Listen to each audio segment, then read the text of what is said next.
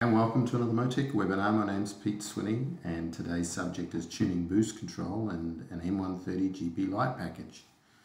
We're doing this webinar today from the MoTeC engine dyno. That's what's a little bit echoey down here.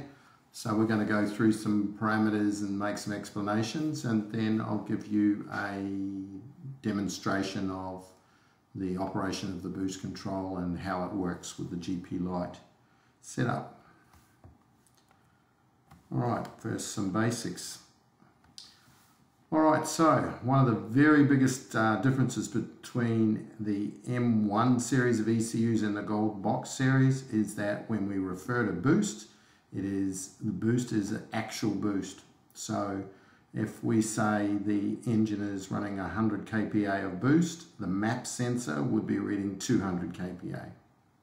In our boost aim table in an M1, whether it be GP Lite or GPA or any other package that's written for an M1 ECU, the boost aim table is the actual boost. So we have a boost aim in M1 of 1 bar. That means the map sensor, when we get to that boost, will be reading 2 bar. All right, 1 bar for the naturally aspirated area and 1 bar of boost. So whenever we're dealing with that, aims and actual boosts are not the same as what the manifold pressure reads. So if you get that wrong, maybe you're after 14 pound of boost and you put what you used to put in a Gold Box in your boost aim table, which is 200 kPa, trying to get 1 bar of boost. Maybe you get 2 bar of boost and maybe you end up with a block that looks like that with a hole in it. Alright, so dedicated page for this subject. Moving on. So we're just going to go and go quickly through the parameters that are available in GP Lite. There's some new stuff here for boost control. So I'll just flick to the live screen and quickly show you the list, and then we'll come back here and go through it in a little bit more detail. Alright, on our boost control page, which is under the tuning workbook and number 4 boost control, we've got a reduced number of parameters and tables compared to what you see in GPA and R, etc. But the bear just got rid of a lot of extra complex functions and things to try and make it as easy as possible. So just quickly, our boost aim table, it's based on throttle position and engine speed, and in here we're putting in the actual boost we want to run. Again, just repeating that. So this is to run 0.8 bar or 80 kPa or about 12 pound of boost, this current example. Right, so down at low throttle positions, we don't want to be aiming for boost we can't get in general, so we only aim for boost that's achievable as a general guideline to what you want to put in our boost table and our aim. And when we're first starting this, we obviously want to not aim for 2 bar of boost, not aim for the max boost we're ever going to run. We're going to start conservatively at a boost that is just above the spring of the wastegate. So if in this case here, we've got a wastegate spring that opens around 70 kPa. So our lowest boost number that we can control to is around 80, which is why we've got a target point of that. Alright, the next important table we've got is our feed forward. So this is the table that the boost control uses to determine the duty cycle for the solenoid. So this is the starting point. So whatever we run in here is the first part of the calculation the ECU uses, and if we have our closed loop control turned off, then this is the only thing the ECU uses to determine the control onto the duty cycle of the solenoid. So at each different aim here on our vertical axis, see we've got an aim of 80, 100, 120, 140, 160, 180, so 1.8 bar down to 0.8 bar.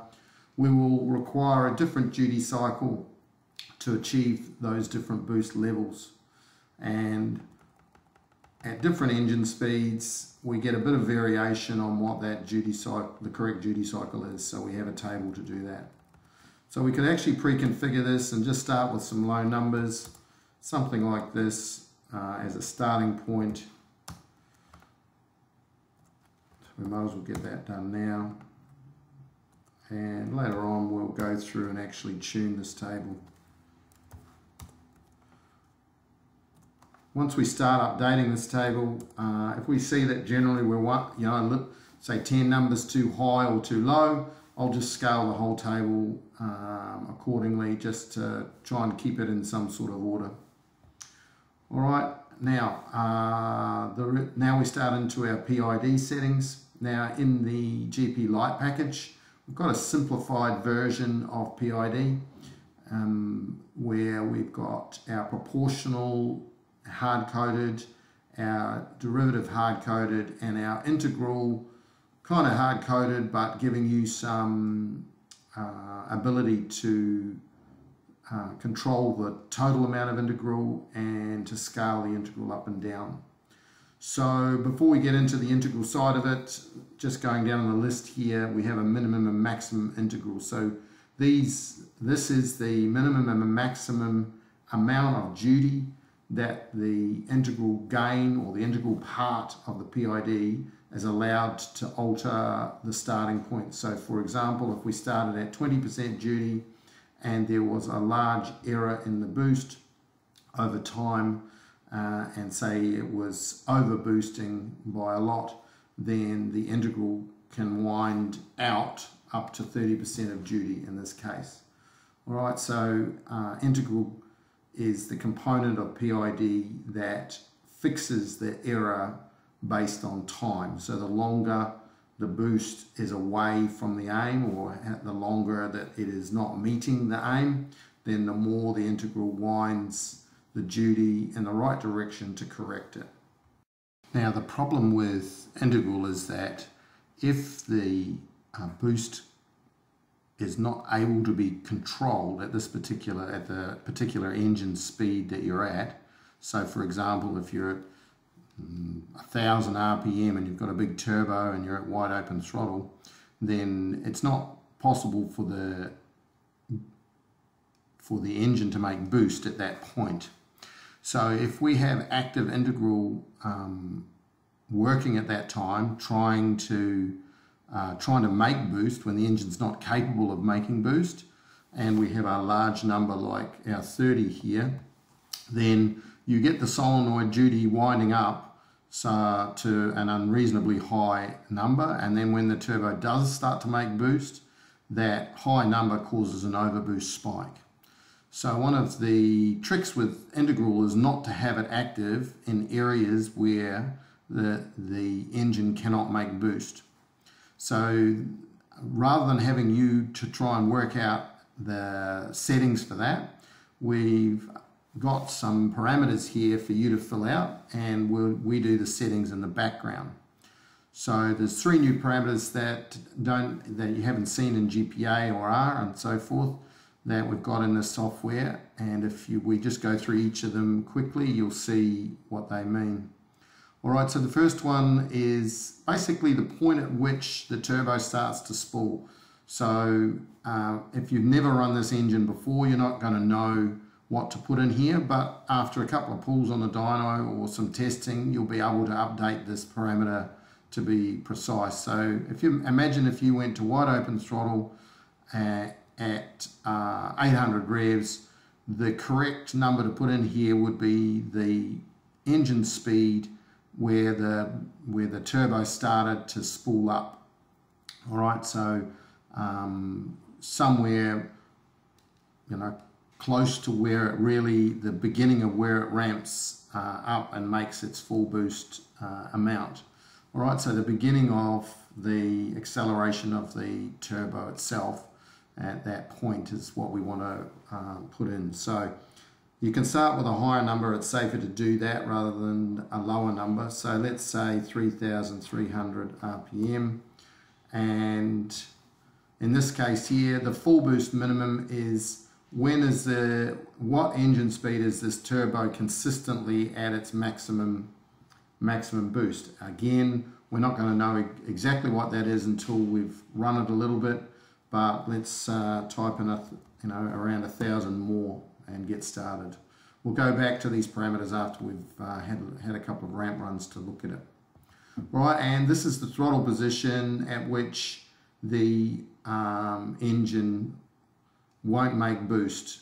So below this throttle there is no boost, or above this throttle it's possible to make boost. So we're kind of defining an area where above this particular throttle position and above these particular RPM we are generally making boost, and we can apply some integral.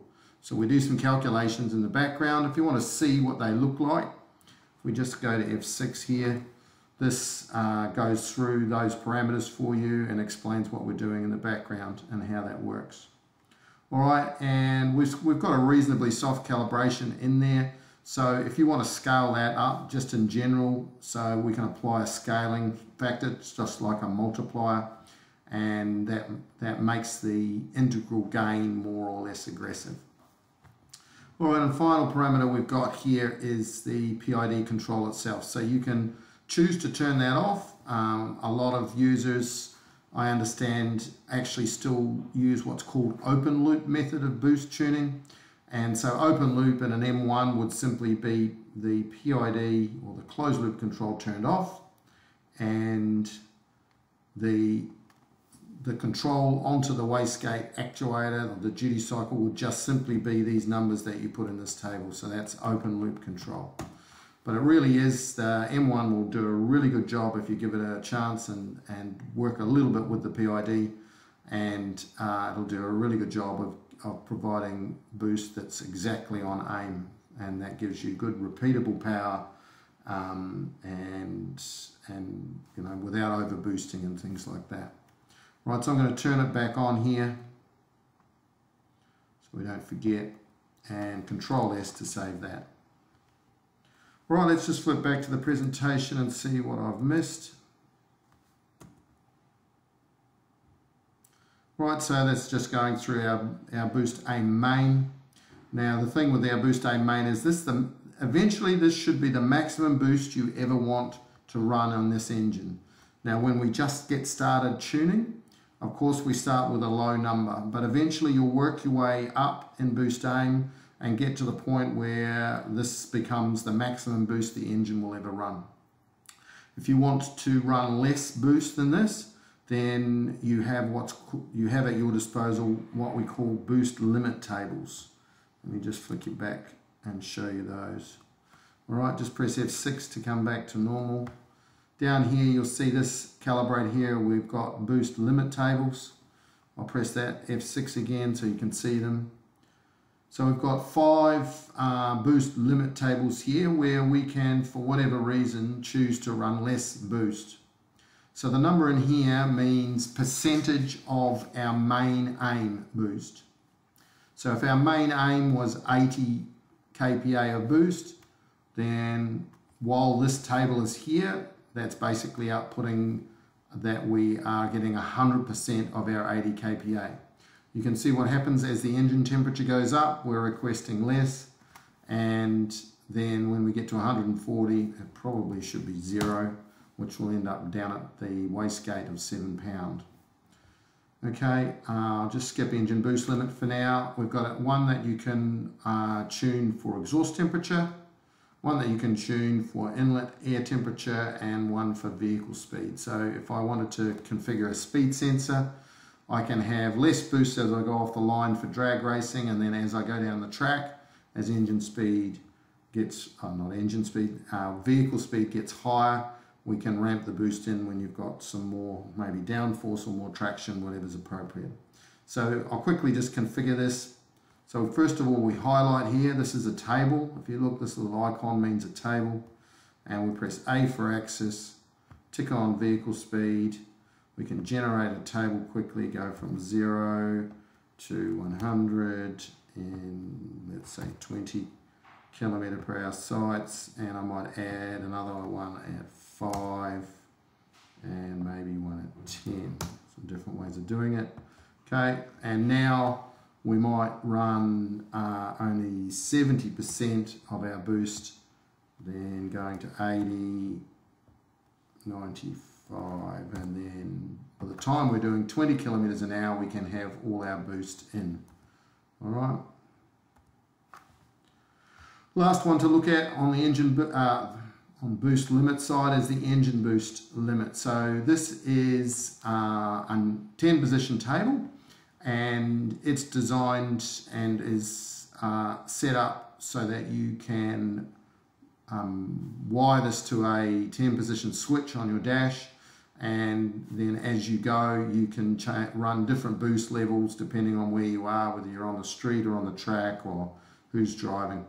Alright, so as you click through those 10 different positions on the switch, you get 10 different locations to put basically 10 different power levels. So I could start down at 10% of my boost, highlight all of that and interpolate like this. So now I've got a nice linear increase in boost, and on position, it's actually number 9, but it's position 10 on the switch. We're getting all of our requested boost, and if the sensor goes into error, maybe I want to be something like 50% of the boost. Alright, so that's boost limit tables. You get the idea. Effectively, it is percentage of our main aim table. Okay, so it is a percentage of whatever number is currently coming out of this table. Okay.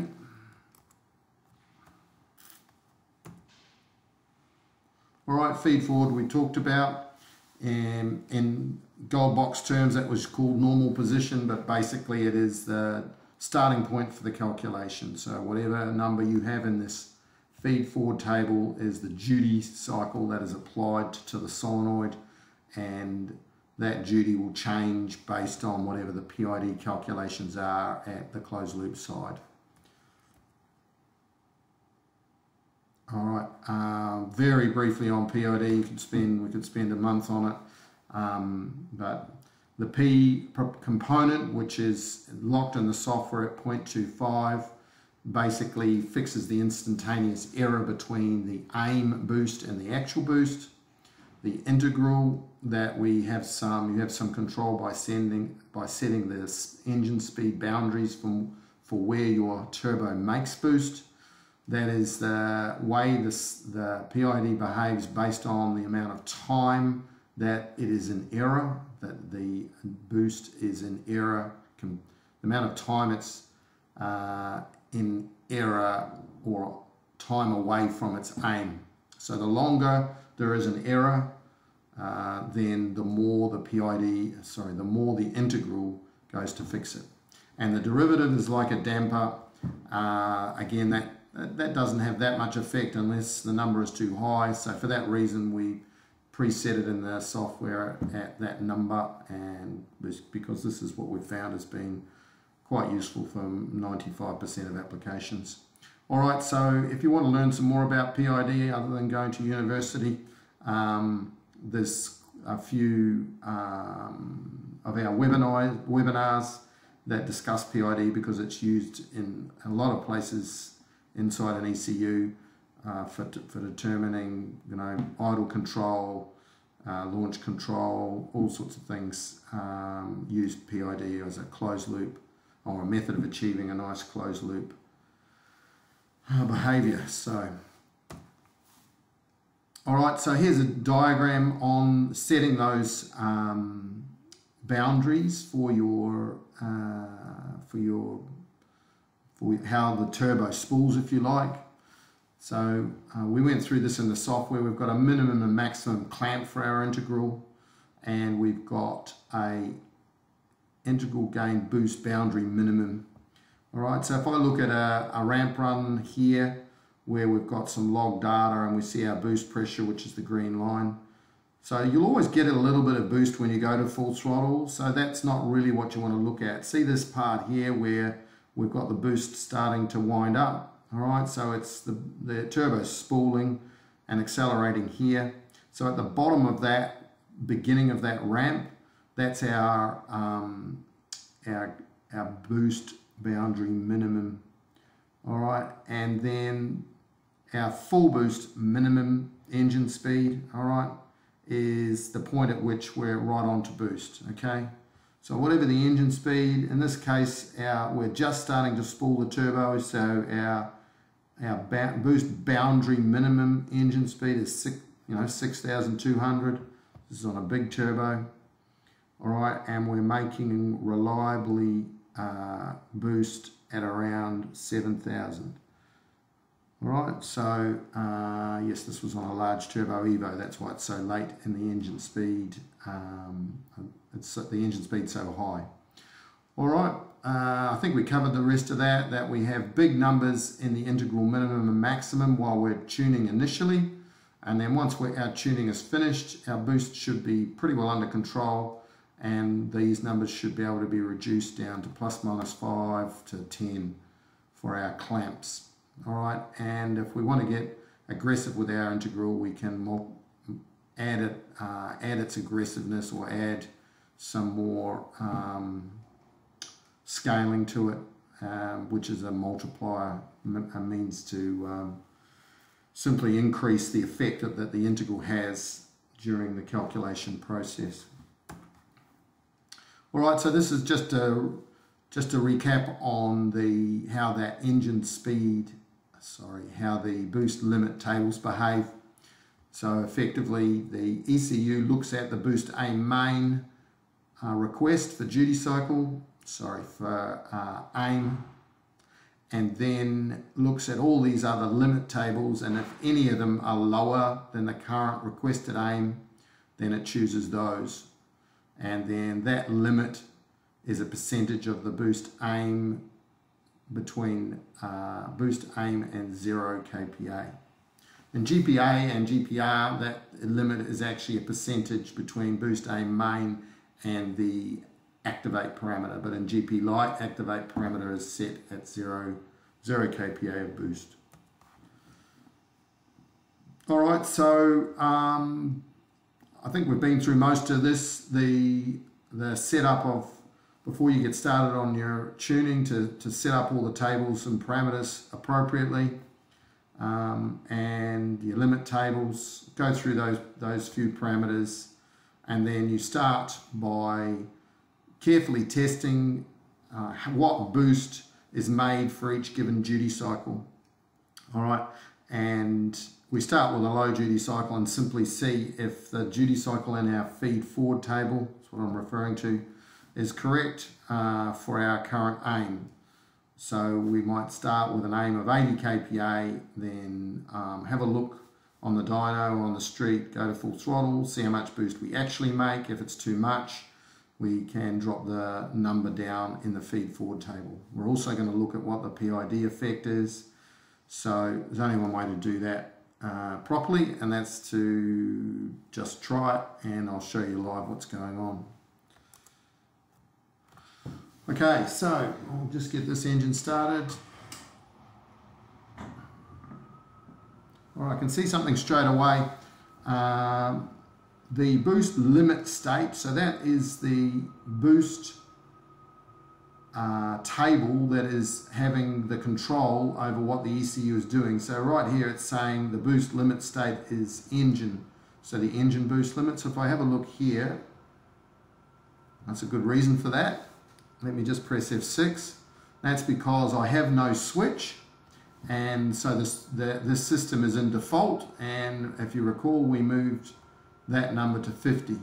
All right, so we want this to be 100, which means 100% of our boost aim. So I just go 100T. Okay, if we go back to F6, now it says our vehicle speed limit, boost limit table is the winning table, one with the lowest number, sure enough, 100T. And now our boost limit state is normal. And what that means is it's using the boost aim main table, and this is the boost that will be requested. Okay, so we'll just get some heat into the engine here.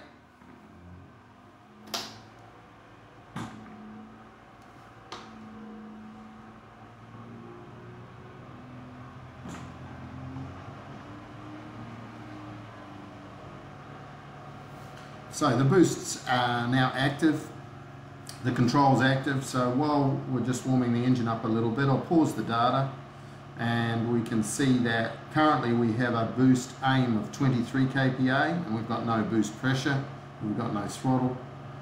And so my feed forward table, there's the 20 number that we had in there in blue, and the boost control, the duty cycle's at 25.9.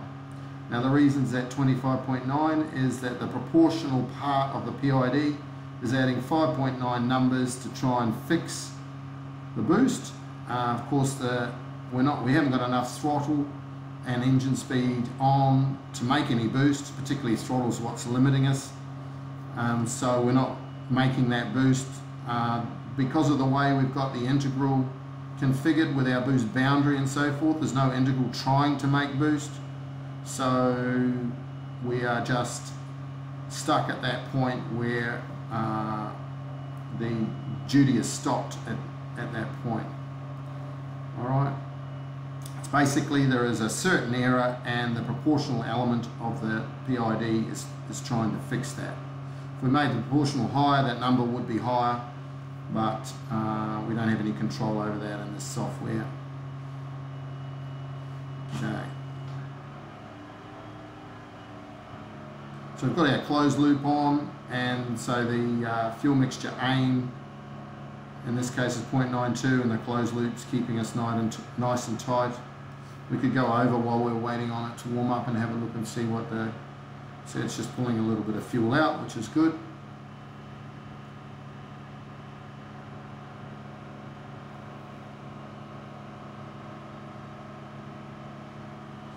Okay, so just apply a little bit more here. This engine doesn't, or virtually doesn't make any boosts until about 3,000, so it's starting to get some now. So what I'll do is I'll just flick it up and see if it'll meet the aim.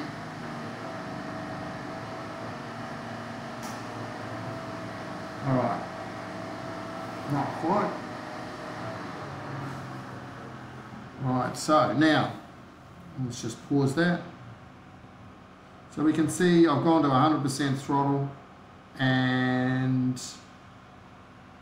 it's close to the aim. It's 10 kPa away, and the reason it hasn't made the aim is because there's no integral, either that or we're right on the edge of the turbo, but the integral's not working to fix it. That's why the duty cycle isn't coming up. All right. And the reason there's no integral is because our boost minimum boundary is at 3,300. So if we actually drop that down to 2,800, we'll see the integral will start to fix the error as long as the turbo is capable of making the boost there. So press T again and let's do the same thing again. And sure enough, straight on to boost here. All right.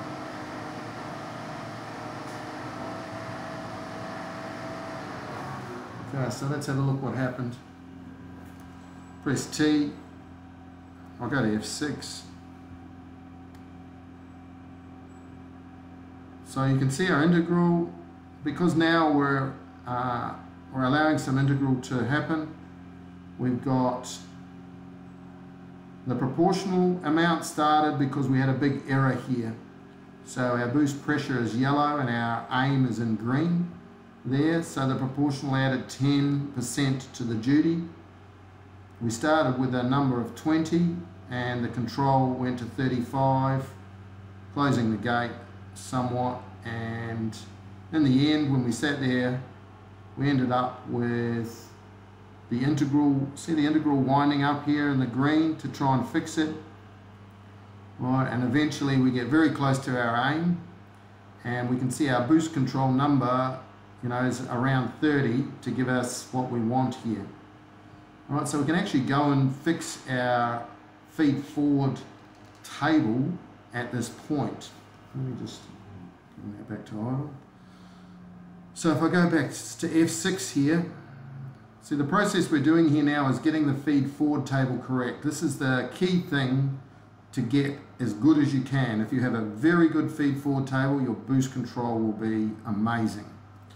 right? The more time you spend getting this right, even after you come off the dyno and start to go on the street, you should look back in your logging and see what duty makes what boost and update your feed forward table to suit. So here we've got a boost aim of 80 kPa and we're at 3000 revs. So if I click here, I can read the number from here, the duty cycle number or the control number was near enough to 30. Now you'll notice here next to our feed forward table we've got a little Q. Now what that means is it'll actually enter the number for you. So if you just press Q and apply, that's actually entered that number. Alright, so if I know that that number is correct for 80 kPa at 3000, what I can tell you is that you might as well make it 30 all the way across that row. Now yes, it will change a little bit here and there with engine speed. It'll probably tend to go up, require more duty at higher engine speeds, but for now that'll be pretty close. I also know that if I want more boost, I'm going to need more duty. So at 100, at an aim of 100, I'm going to need at least another 5 or 10 more. So I could just highlight all of that table and press 5, Shift plus, and that way if I go to my next boost level, my next boost aim, the duty cycle is going to be a little closer. So let's just retest that now and see what our result is.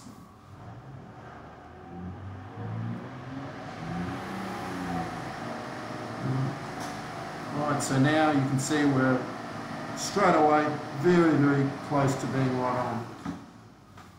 Alright, so press T,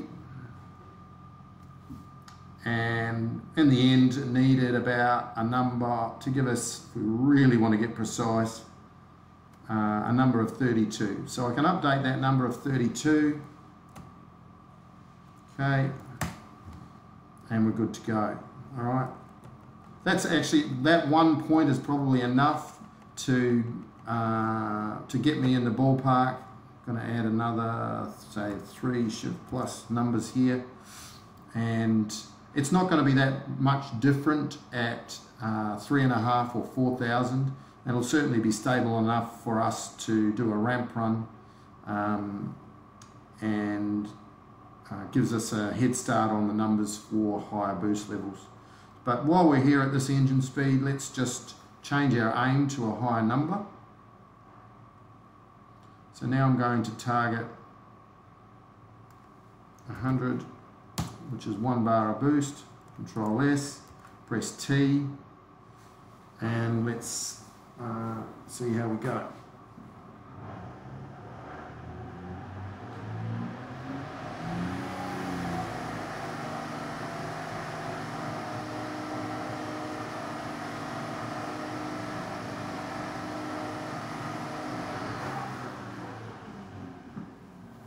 Because we're very close to our boost boundary, the integral is not very aggressive down at this point, so you can see we're reasonably close. I'll show you what effect the integral has if we scale that up.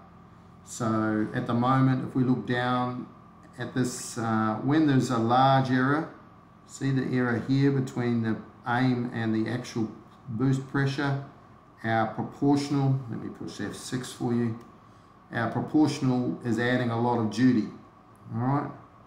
And then over time you'll see the green line start going up, that's the integral trying to fix it. And of course once the boost meets the aim, the integral stops and there is no, the proportional goes to 0 because there's no error. And then very slowly the integral continues to wind up to fix the error. It never quite makes it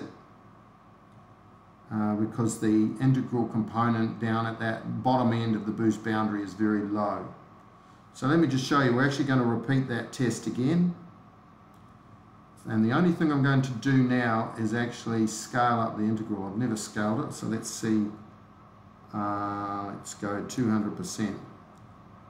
That's massive. All right.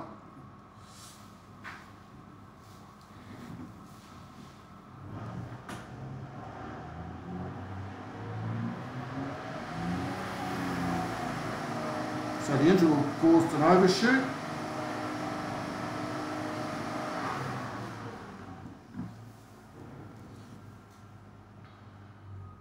But it keeps it a lot tighter on the aim. So here's the reason for the overshoot. Because the integral started winding up numbers to try and fix it. See the integral component? It's winding way up here before the boost met the aim. Now the reason the boost's not on the aim here is because the turbo can't make the boost at this point. And by the time the turbo does spool up, the duty cycle is too high. Alright, but it quickly fixes it, stabilizes it, and you get to almost no error at all. Alright, so the exact number for 3000 revs here is 50. That's the number. So if we go to F6 here, go to our feed forward main, just a little bit over here. So if I press Q, let's put that number in. So I'm just going to go all the way across here and enter 50, and that's good enough. Alright. Thing is, our boost boundary is pretty close at the bottom, but our full boost, so that the integral scaling works a little better, we can drop that down to say 3800. We haven't done a ramp run to see exactly where to put that yet, but let's leave it at that. Let's bring that scaling back to, so that's basically double the background figures when we go to that. So let's go for another boost level. Let's look at my feed forward and see if I've got a sensible number. I'm going to go for 120. That's not a sensible number for there, is it? Because at 100 kPa a boost I had a number of 50. We'll start conservative at 55. Right, we might, I'll just leave that. 50 is 5 as well, 5 shift plus. Okay, let's try that. So now, we've got to go for an aim of 120. Might not make it at 3000, so what I might do is lift the engine speed request up to 3.5.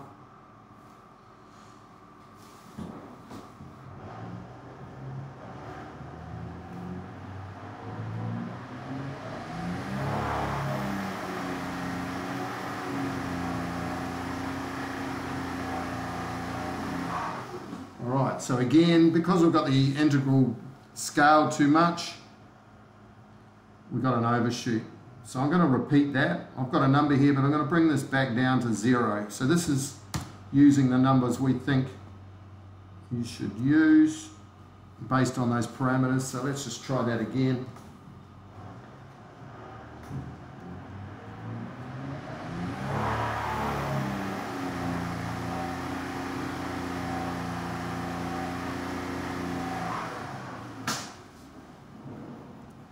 Okay, still a bit of an overshoot, so maybe our numbers are a little high. Yes, it is. In fact, have a look. Our feed forward was 55 and our eventual control number is 50. We go back over to here. That doesn't make sense, does it? Oh, maybe at 3, oh, it needs to be 50 here. Okay. Right, so at this point here, number needs to reduce a bit. We're going to go 5 minus. So it's probably going to be 5 minus there as well. So we're just going to go like this. Okay. Right, so you can see that the table is going to come down a little bit there. Right, so that means it's just coming into the efficiency of the turbo.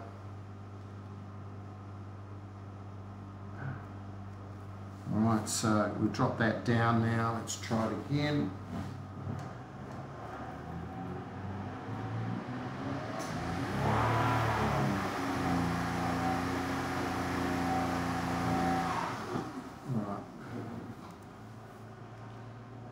Okay, so final number is definitely 50.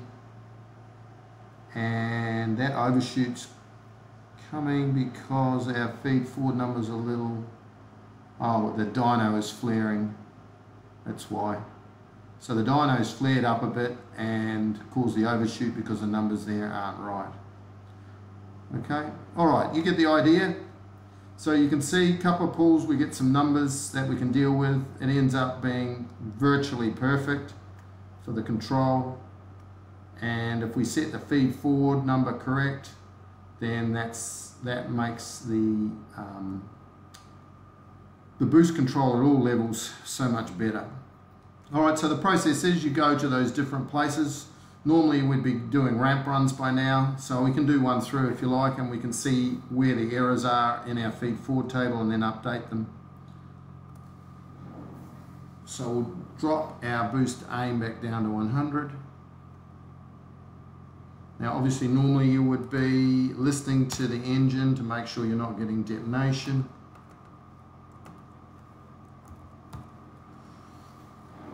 On E85 it becomes less of an issue.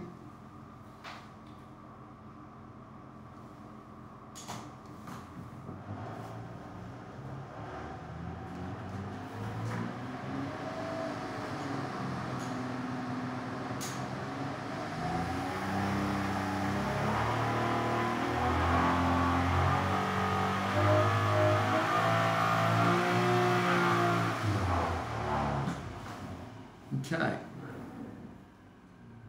so if we just go to the table here and press Q, oops, we've got to highlight the table, sorry, go to 7,000,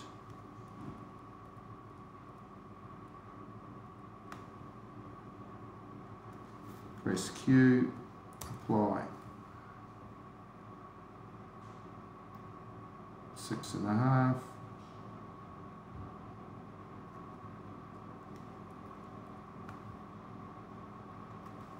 Q. You get the idea. So we're going to get the correct number in here. Oops. Got to be highlighting the right table. Okay, so you just go back and that's the process. Go through, configure your feed forward, and the preset PID should do a great job in the background.